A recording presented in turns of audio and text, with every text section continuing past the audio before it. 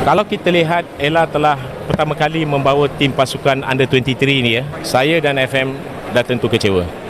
AFF dan FAM Malaysia panik. Indonesia siap gelar turnamen tandingan Piala AFF usai dicoret dari anggota AFF.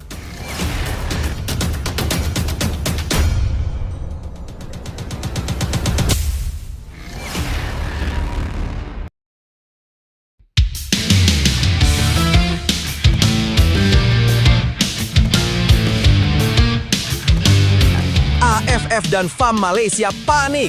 Indonesia siap gelar turnamen tandingan Piala AFF usai dicoret dari anggota AFF.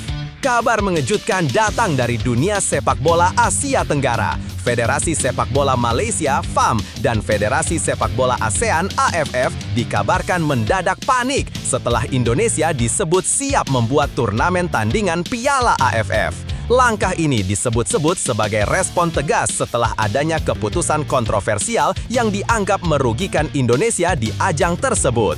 Tapi, Mimin minta tolong tonton video ini sampai selesai agar tidak ada kesalahpahaman yang terjadi. Dan tak bosan-bosan juga, tolong like dan share video ini ke media sosial kalian agar semua orang tahu apa yang sedang terjadi.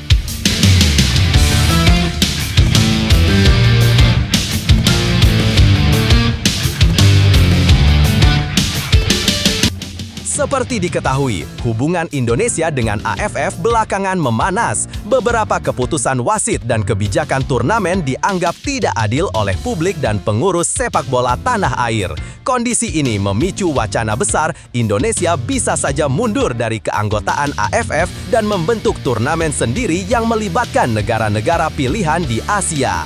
Jika rencana tersebut terrealisasi, turnamen tandingan ini diyakini akan menjadi ajang prestisius baru di kawasan dengan kemungkinan menghadirkan tim-tim kuat dari Asia Barat, Timur, hingga Tengah. Tidak hanya menjadi wadah kompetisi yang lebih seimbang, ajang ini juga berpotensi menarik minat sponsor besar dan penonton internasional. Meski begitu, pernyataan resmi dari PSSI terkait detail pelaksanaan turnamen tersebut, namun rumor ini sudah cukup membuat AFF dan FAM Malaysia waspada, mengingat posisi Piala AFF sebagai salah satu kompetisi utama di kawasan bisa terancam pamornya bisa terancam. Sepak bola Asia Tenggara tampaknya akan memasuki babak baru yang penuh dinamika. Apakah Indonesia benar-benar akan membentuk turnamen tandingan? Semua mata kini tertuju pada langkah selanjutnya dari PSSI. Sementara itu, di sisi lain, seperti kita semua ketahui, Timnas Indonesia sedang memasuki masa persiapan penting menjelang babak keempat kualifikasi Piala Dunia 2026 yang akan berlangsung pada Oktober 2025. Hasil undian yang dilakukan di Kuala Lumpur, Malaysia pada 17 Juli lalu menempatkan Indonesia di grup B bersama dua tim tangguh, Arab Saudi dan Irak. Beban timnas Garuda jelas tidak ringan. Arab Saudi dan Irak sama-sama memiliki peringkat FIFA yang jauh di atas Indonesia. Kualitas permainan dan pengalaman mereka di turnamen besar menjadi tantangan tersendiri bagi anak asuh Patrick Kluivert. Namun, di tengah persiapan yang ketat, kabar buruk datang menghantam skuad merah putih. Oleh Romeni, striker keturunan Belanda yang menjadi salah satu tumpuan serangan timnas, mengalami cedera cukup parah saat membela klubnya, Oxford United, di ajang Piala Presiden 2025 yang acaranya diadakan oleh PSSI itu sendiri. Cedera tersebut membuatnya terancam absen pada fase kualifikasi mendatang. Kondisi ini jelas mengurangi kekuatan timnas di lini depan, mengingat Romeni dikenal memiliki naluri gol tinggi dan mobilitas yang baik di lapangan. Kabar ini menjadi pukulan bagi Kluivert yang sebelumnya berharap bisa menurunkan komposisi terbaik saat melawan lawan kuat di grup. Saat diwawancarai awak media, Kluivert mengaku belum memutuskan siapa yang akan menggantikan Romeni. Terlalu dini untuk menentukan. Kami masih punya beberapa pemain yang bisa bermain di posisinya, ujar pelatih berusia 49 tahun tersebut. Kluivert menegaskan, penunjukan pengganti bukanlah keputusan yang bisa diambil secara terburu-buru. Ia lebih memilih menunggu perkembangan kondisi tim dan memantau performa calon pemain pengganti dalam beberapa pertandingan uji coba sebelum membuat keputusan final. Bukan tanggung jawab saya untuk langsung menyebut nama penggantinya sekarang. Tapi siapapun yang dipilih, saya yakin dia akan memberikan usaha maksimal untuk membantu tim meraih hasil positif. Nah, sebelum lanjut mendengar berita ini, untuk para netizen, keluarkan satu kalimat pamungkas untuk menanggapi kabar ini. Menurut kalian, dengan skuad yang sangat mewah ini, apakah kalian yakin skuad Garuda mampu lolos ke Piala Dunia 2026 di bawah asuhan Patrick Kluivert? Ayo teman, berikan tanggapan kalian di kolom komentar. Bravo Timnas, bravo Patrick Kluivert, bravo PSSI. Ayo Garuda, buktikan bahwa level kita sudah dunia. Buktikan bahwa kita adalah raksasa Asia. Tiket Piala Dunia harga mati. Di sisi lain, jangan lupa juga satu kalimat khusus untuk Patrick Kluivert CS yang sedang berusaha keras memajukan sepak bola Indonesia. Silahkan tulis di kolom komentar. Ayo terbang tinggi Garuda!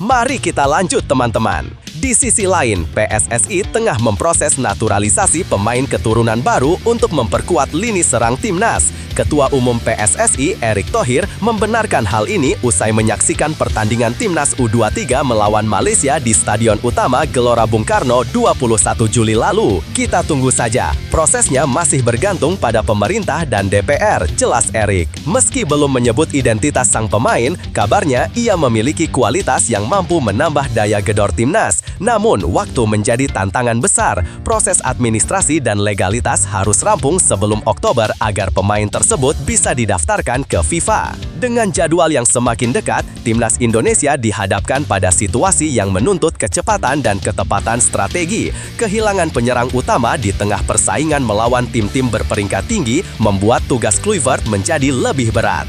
Selain mencari pengganti Romeni, Kluivert juga harus mempersiapkan skema permainan yang mampu menutup kelemahan di lini serang, pemanfaatan pemain sayap, gelandang kreatif, hingga strategi serangan balik cepat kemungkinan akan menjadi fokus latihan. Bagi para pendukung Garuda, harapan tetap besar bahwa tim bisa tampil mengejutkan meskipun kondisi saat ini tidak ideal. Satu hal yang pasti, Oktober nanti akan menjadi ujian besar baik bagi pelatih, pemain maupun manajemen timnas. Lebih lanjut, situasi yang sedang dihadapi timnas Indonesia jelang babak keempat kualifikasi Piala 2026 bisa dibilang cukup rumit. Kehilangan oleh Romeni di saat krusial jelas bukan kabar yang diharapkan. Apalagi ia adalah salah satu penyerang yang selama ini diandalkan Patrick Kluivert untuk membongkar pertahanan lawan. Cedera yang dialami Romeni memaksa Kluivert melakukan penyesuaian besar, baik dari segi komposisi pemain maupun strategi permainan. Langkah Kluivert yang memilih tidak terburu-buru menentukan pengganti sebenarnya cukup masuk akal. Dengan waktu yang masih menyisakan beberapa minggu sebelum laga, ia bisa memanfaatkan kesempatan ini untuk melihat opsi terbaik, termasuk pemain-pemain muda atau wajah baru yang sedang on fire di klub masing-masing. Pendekatan ini juga memberi ruang bagi fleksibilitas taktik, sehingga timnas tidak hanya terpaku pada satu tipe penyerang. Di sisi lain, langkah PSSI untuk memproses naturalisasi pemain keturunan adalah langkah strategis yang patut diapresiasi, walaupun tantangan administratif dan waktu yang terbatas membuat hasil akhirnya masih tanda tanya. Tantangan terbesarnya adalah menjaga mental dan semangat tim di tengah badai cedera dan tekanan lawan yang secara peringkat jauh lebih unggul.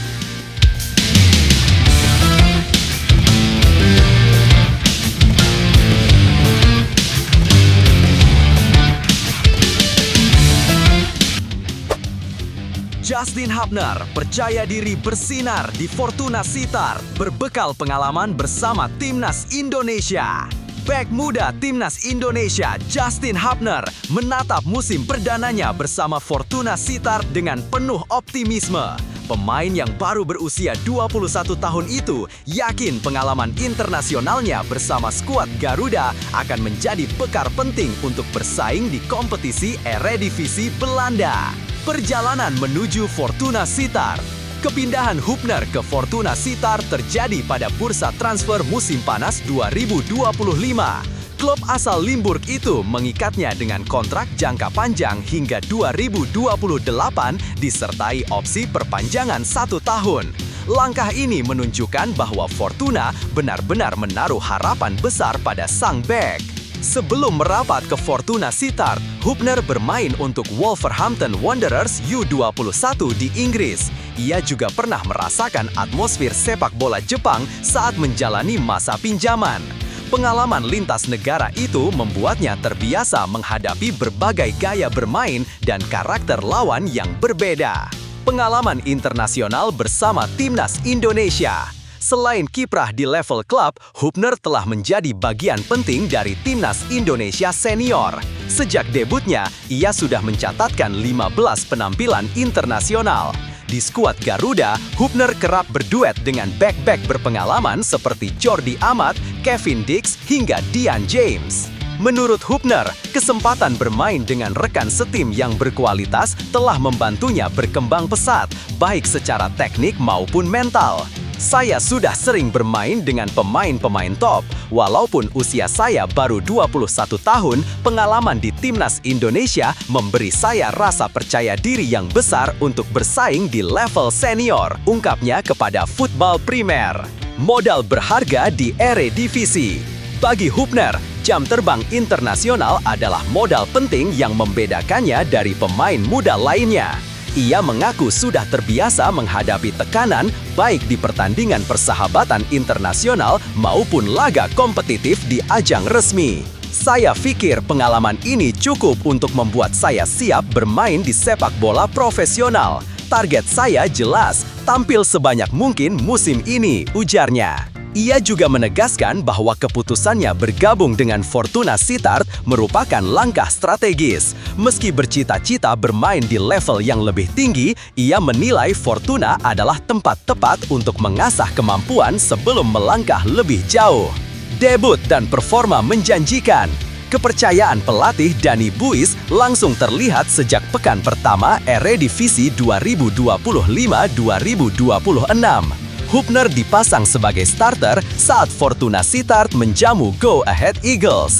Dalam laga debutnya itu, ia tampil penuh 90 menit dan menunjukkan penampilan solid di lini belakang. Meski demikian, Fortuna Sittard belum mampu mengamankan kemenangan. Pertandingan berakhir dengan skor imbang 2-2. Walau hasilnya belum maksimal, performa Hubner dinilai menjanjikan untuk pertandingan-pertandingan selanjutnya. Ambisi ke depan. Hubner tak ingin hanya sekedar menjadi pelengkap di skuad Fortuna Sittard. Ia menargetkan musim ini sebagai batu loncatan untuk meningkatkan kualitas dirinya. Saya ingin bermain sebanyak mungkin, lalu secara bertahap melangkah ke level yang lebih tinggi. Tujuan akhirnya tentu bermain di level tertinggi Eropa, tegasnya. Dengan kombinasi usia muda, pengalaman internasional dan motivasi besar, Justin Hubner berpeluang menjadi salah satu pemain kunci Fortuna Sittard musim ini. Keberhasilannya di Eredivisie bisa sekaligus memperkuat posisinya sebagai pilar utama Timnas Indonesia di masa mendatang. Lebih lanjut, situasi ini menunjukkan bahwa Justin Hubner sedang berada pada fase penting dalam karirnya. Di satu sisi, ia punya modal yang kuat berupa pengalaman membela Timnas Indonesia dan pernah bermain di berbagai negara, sehingga mental bertandingnya sudah terasah meski masih muda. Keputusannya bergabung dengan Fortuna Sittard terlihat strategis, karena klub ini bisa menjadi tempat yang tepat untuk mendapatkan menit bermain reguler di kompetisi sekelas Eredivisie. Kepercayaan yang diberikan pelatih di laga debut memperlihatkan bahwa manajemen tim memang melihat potensinya. Walaupun hasil pertandingannya pertamanya belum berujung kemenangan, performa solid yang ia tunjukkan bisa menjadi sinyal positif untuk masa depan. Ambisi untuk menjadikan Fortuna sebagai batu loncatan menuju level yang lebih tinggi menunjukkan mental juara, tetapi ia tetap realistis dengan memprioritaskan perkembangan dan konsistensi terlebih dahulu. Jika mampu menjaga performa, Hubner bukan hanya akan memperkuat posisinya di Fortuna Sittard, tetapi juga semakin mengokohkan perannya sebagai pemain inti Timnas Indonesia. Situasinya saat ini ibarat berada di pintu gerbang menuju level yang lebih besar, dan langkah-langkah yang ia ambil dalam 1 atau 2 musim ke depan akan sangat menentukan jalannya karir.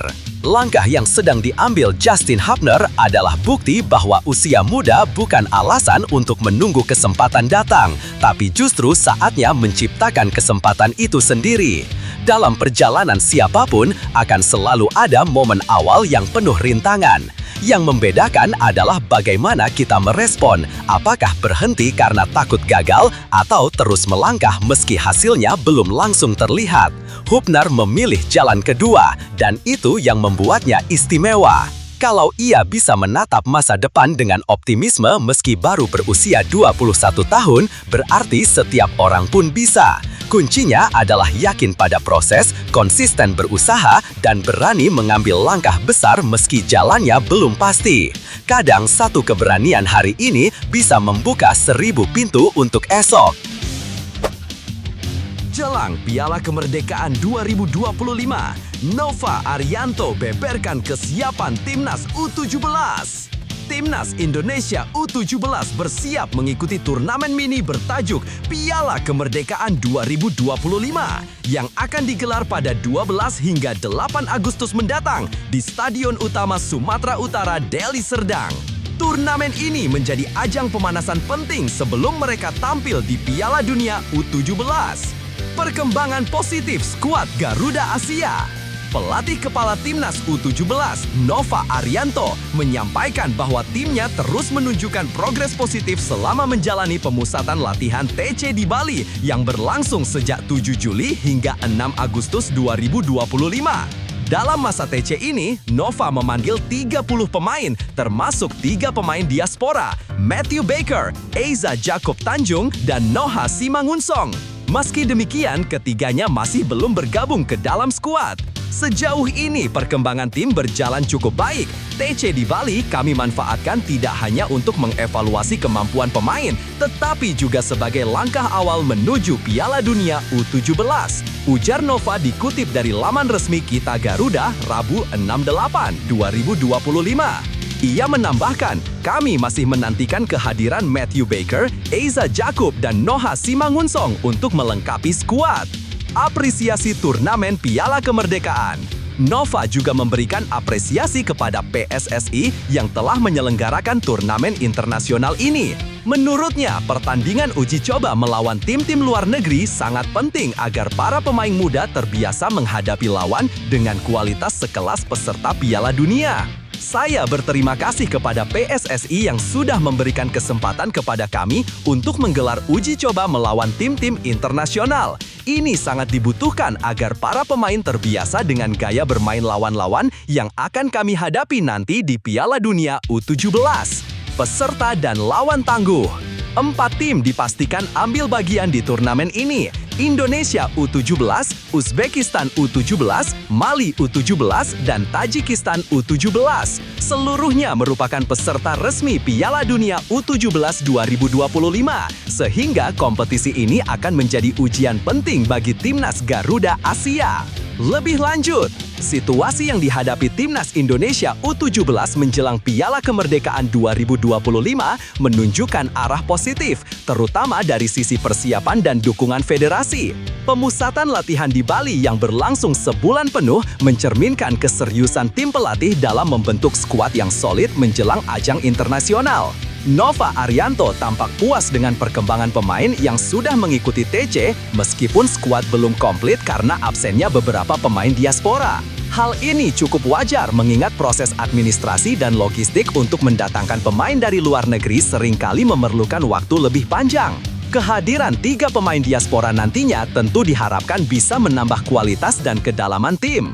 Keputusan PSSI untuk mengadakan Piala Kemerdekaan juga layak diapresiasi. Turnamen ini tidak hanya menjadi ajang uji coba biasa, tetapi juga simulasi yang sangat relevan menjelang Piala Dunia.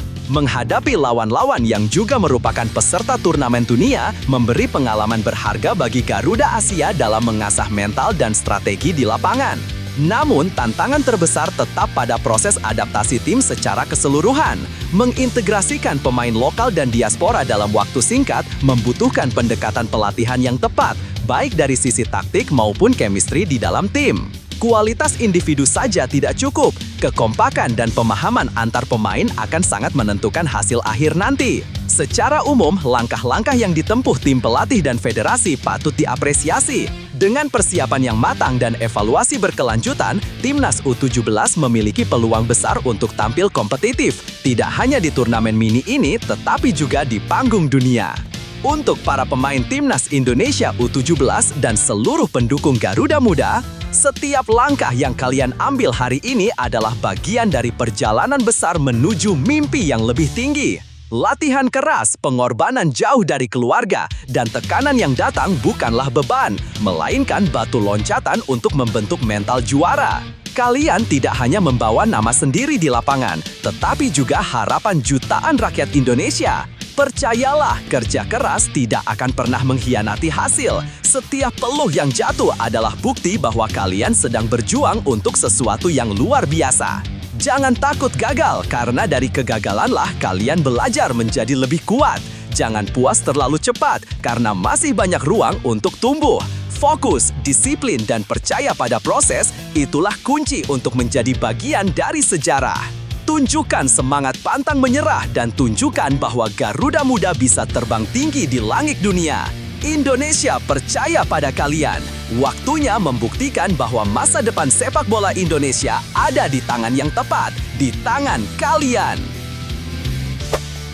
Media Vietnam soroti kegagalan proyek naturalisasi PSSI. Erick Thohir dihadapkan tekanan berat. Ketua Umum PSSI, Erick Thohir, menjadi pusat perhatian setelah rangkaian hasil mengecewakan menimpa proyek naturalisasi yang ia dorong selama ini. Media Vietnam, Phap Luat, menilai bahwa meski Erick memiliki kekuatan politik, finansial, serta jaringan internasional yang luas, prestasi di lapangan belum sebanding dengan besarnya investasi dan usaha yang dilakukan. Salah satu momen yang paling disorot adalah kekalahan Timnas Indonesia U23 di final Piala AFF U23 di Stadion Utama Gelora Bung Karno. Bermain di kandang sendiri dan diperkuat sejumlah pemain naturalisasi termasuk top skor Jens Reven, Garuda Muda justru takluk 0-1 dari Vietnam lewat gol tunggal Nguyen Kong Pueng. Tak hanya tim putra, sorotan juga tertuju pada Timnas Putri Indonesia. Lebih dari separuh skuadnya merupakan pemain naturalisasi, namun mereka hanya mampu finish di posisi ketiga grup pada kualifikasi Piala Asia 2026. Target untuk lolos ke Piala Asia 2027 bahkan Piala Dunia Wanita 2027 pun kandas. Situasi ini memicu pergantian pelatih dari Satoru Mochizuki ke Joko Susilo. Namun, debut di Piala AFF Wanita 2025 berakhir pahit setelah kalah 0-7 dari Thailand. Tantangan besar lain menanti di depan.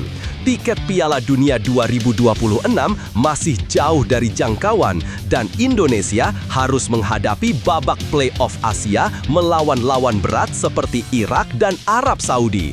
Perbandingan dengan keberhasilan Thailand pada 2018 dan Vietnam pada 2022 membuat tekanan semakin meningkat.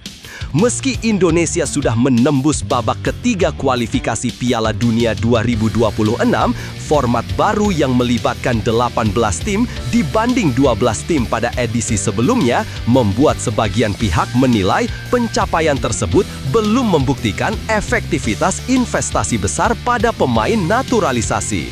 Phap Luat bahkan menulis bahwa Erick Thohir bisa menghadapi tekanan lebih besar jika timnas gagal melangkah ke Piala Dunia 2026. Jika tim yang dijuluki Belanda 2 itu gagal, miliarder Erick Thohir akan kesulitan berbicara dengan fans, masyarakat Indonesia, bahkan pemain lokal berdarah asli, tulis media tersebut.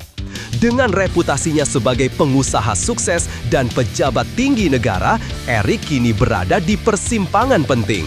Hasil dalam beberapa laga ke depan akan sangat menentukan apakah proyek besar ini akan dianggap sukses atau justru menjadi catatan kegagalan besar dalam sejarah sepak bola Indonesia. Lebih lanjut, situasi ini menunjukkan bahwa proyek naturalisasi yang diharapkan mampu mengangkat prestasi timnas nasional ternyata belum memberikan hasil maksimal. Meski secara teori menghadirkan pemain berpengalaman dari luar negeri bisa memperkuat skuad, nyatanya proses adaptasi, kekompakan tim, dan strategi pelatih tetap menjadi faktor kunci. Kekalahan di ajang penting seperti Piala AFF U23 dan hasil buruk timnas putri menegaskan bahwa naturalisasi bukan solusi instan. Tekanan terhadap Erick Thohir sangat wajar, mengingat investasi yang sudah digelontorkan cukup besar dan ekspektasi publik pun tinggi. Ditambah lagi, keberhasilan negara tetangga seperti Thailand dan Vietnam membuat perbandingan tidak terhindarkan. Kedepan, PSSI perlu mengevaluasi bukan hanya siapa yang direkrut, tetapi juga bagaimana membangun sistem pembinaan pemain lokal yang kuat agar naturalisasi menjadi pelengkap, bukan tumpuan utama. Media Vietnam, Phapluat, bahkan menulis bahwa Erick Thohir bisa menghadapi tekanan lebih besar jika timnas gagal melangkah ke Piala Dunia 2026. Jika tim yang dijuluki Belanda 2 itu gagal, miliarder Erick Thohir akan kesulitan berbicara dengan fans, masyarakat Indonesia, bahkan pemain lokal berdarah asli, tulis media tersebut. Dengan reputasinya sebagai pengusaha sukses dan pejabat tinggi negara, Erick kini berada di persimpangan penting. Hasil dalam beberapa laga ke depan akan sangat menentukan apakah proyek besar ini akan dianggap sukses atau justru menjadi catatan kegagalan besar dalam sejarah sepak bola Indonesia. Lebih lanjut, situasi ini menunjukkan bahwa proyek naturalisasi yang diharapkan mampu mengangkat prestasi timnas nasional ternyata belum memberikan hasil maksimal. Meski secara teori menghadirkan pemain berpengalaman dari luar negeri bisa memperkuat skuad, nyatanya proses adaptasi, kekompakan tim, dan strategi pelatih tetap menjadi faktor kunci. Kekalahan di ajang penting seperti Piala AFF U23 dan hasil buruk timnas putri menegaskan bahwa naturalisasi bukan solusi instan. Tekanan terhadap Erick Thohir sangat wajar, mengingat investasi yang sudah digelontorkan cukup besar dan ekspektasi publik pun tinggi. Ditambah lagi, keberhasilan negara tetangga seperti Thailand dan Vietnam membuat perbandingan tidak terhindarkan. Meski hasil yang didapat timnas Indonesia saat ini belum sesuai harapan, perjalanan menuju puncak selalu penuh ujian.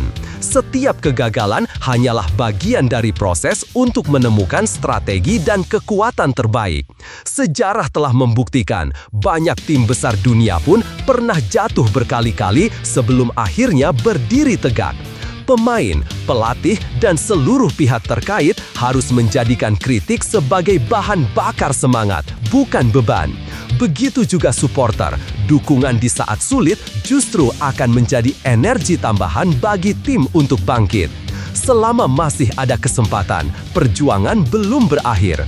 Piala Dunia 2026 dan turnamen-turnamen mendatang adalah panggung untuk membalikan keadaan. Dengan kerja keras, kebersamaan, dan keyakinan, mimpi Garuda untuk terbang tinggi tetap bisa menjadi kenyataan. Timnas Indonesia U17 tiba di Medan, siap tempur di Piala Kemerdekaan 2025. Timnas Indonesia U17 resmi mendarat di Medan, Sumatera Utara pada Jumat malam, 8 Februari 2025 untuk mengikuti ajang Piala Kemerdekaan 2025. Rombongan yang dipimpin pelatih Nova Arianto ini membawa 30 pemain, termasuk 4 pesepak bola keturunan, Matthew Baker, Elzar Jacob, Noah Pohan, dan Aaron Liam Suitela. Turnamen akan digelar di Stadion Utama Sumatera Utara, Deli Serdang pada 12-18 Agustus 2025. Garuda Asia dijadwalkan menghadapi lawan tangguh, yakni Mali U17, Uzbekistan U17, dan Tajikistan U17. Menariknya, seluruh peserta turnamen ini juga akan tampil di Piala Dunia U17 2025 di Qatar pada 3-27 November mendatang. Nova Arianto mengungkapkan, tidak semua pemain diaspora bisa dibawa ke Medan. Beberapa terkendala masalah paspor, izin klub, dan usia. Ada yang belum memenuhi syarat naturalisasi karena orang tuanya tidak memiliki paspor Indonesia. Ada juga yang klubnya belum memberi izin bermain di turnamen ini meski sudah menyatakan siap untuk Piala Dunia. Sementara, sebagian pemain muda kelahiran 2010 masih kami siapkan untuk event berikutnya, jelas Nova. Persiapan Garuda Asia terbilang singkat namun padat dengan fokus pada pemantapan strategi dan adaptasi kondisi lapangan. Para penggemar sepak bola tanah air tentu berharap tim ini bisa tampil maksimal dan memberi sinyal positif jelang Piala Dunia nanti. Lebih lanjut, kedatangan Timnas Indonesia U17 ke Medan menunjukkan keseriusan mereka mempersiapkan diri menghadapi Piala Kemerdekaan 2025 yang sekaligus menjadi ajang pemanasan menuju Piala Dunia. Lawan-lawan yang dihadapi, Mali, Uzbekistan, dan Tajikistan, bukanlah tim sembarangan karena mereka juga akan tampil di ajang dunia nanti. Keputusan Nova Arianto hanya membawa 4 pemain keturunan bisa dimaklumi mengingat hambatan administratif seperti paspor, izin klub, dan batasan usia. Namun, hal ini juga menjadi catatan penting bagi PSSI untuk memperbaiki koordinasi dengan klub luar negeri dan proses administrasi agar potensi pemain diaspora bisa dimanfaatkan secara optimal. Turnamen ini akan menjadi barometer kekuatan Garuda Asia, menguji kemampuan mereka di level yang mendekati persaingan Piala Dunia. Hasil yang baik di Medan tidak hanya akan meningkatkan kepercayaan diri pemain, tapi juga memberi gambaran jelas bagi tim pelatih tentang apa yang perlu diperbaiki sebelum bertarung di Qatar. Garuda Asia, inilah saatnya membuktikan bahwa kerja keras dan semangat pantang menyerah mampu mengalahkan segala rintangan. Piala Kemerdekaan 2025 bukan sekedar turnamen, tapi kesempatan untuk mengasah mental, menguji strategi, dan menunjukkan kepada dunia bahwa Indonesia bisa bersaing di level tertinggi. Jangan takut menghadapi lawan besar, karena sejarah selalu ditulis oleh mereka yang berani. Setiap keringat di lapangan adalah langkah menuju mimpi besar di Piala Dunia nanti. Bermainlah dengan hati, bersatu sebagai tim, dan bawa kebanggaan untuk Merah Putih. Indonesia mendukungmu. Satu suara, satu semangat. Jay Idzes resmi berseragam Sassuolo, sampaikan salam hangat untuk supporter.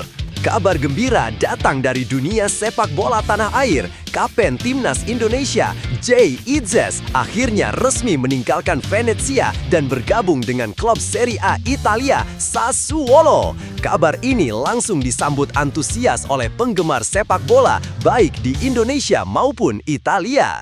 Setelah pengumuman resmi dari pihak klub, Jay tak butuh waktu lama untuk menyampaikan sapaan hangat kepada para pendukung barunya. Melalui akun Instagram resmi Sassuolo, bek berusia 25 tahun ini menyampaikan pesan singkat namun penuh semangat.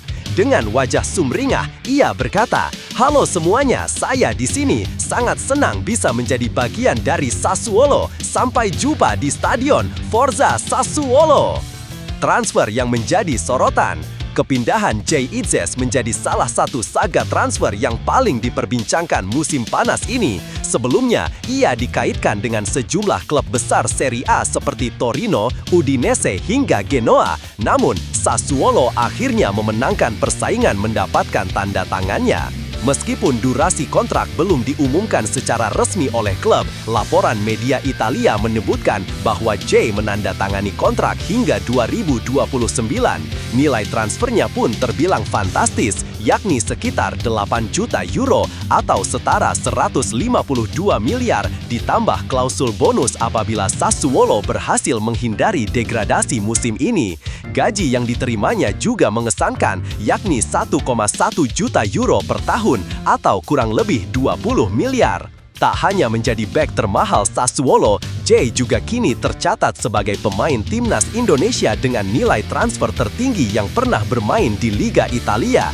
Prestasi ini tentu menjadi kebanggaan tersendiri bagi penggemar sepak bola Indonesia. Kembali ke Serie A, kepindahan ke Sassuolo membuat Jay kembali berlaga di kompetisi kasta tertinggi Italia. Musim lalu, ia sempat mencicipi atmosfer Serie A bersama Venezia. Sayangnya, petualangan itu harus berakhir pahit karena Venezia terdegradasi ke Serie B. Kini, bersama Sassuolo, Jay memiliki peluang besar untuk kembali menunjukkan kualitasnya di hadapan publik Italia. Apalagi, Sassuolo dikenal sebagai klub yang kerap memberi kesempatan kepada pemain untuk berkembang, sekaligus memiliki basis supporter yang loyal. Jadwal debut yang dinanti. Jika tak ada halangan, Jay Itzes diprediksi akan melakoni debutnya bersama Sassuolo pada 15 Agustus 2025. Pada tanggal tersebut, Sassuolo akan berhadapan dengan US Catanzaro di putaran pertama Coppa Italia. Laga akan berlangsung di Mapei Stadium, kandang Sassuolo yang dikenal punya atmosfer meriah saat pertandingan. Para supporter tentu menantikan aksi pertama sang kapten timnas Indonesia dengan seragam hitam hijau kebanggaan mereka. Keberadaannya di lini belakang diharapkan mampu memperkuat pertahanan Sassuolo dan membawa tim meraih hasil positif di musim baru. Antusiasme dari tanah air. Kepindahan Jay Itzes tak hanya menjadi berita besar di Italia, tetapi juga mendapat perhatian besar di Indonesia.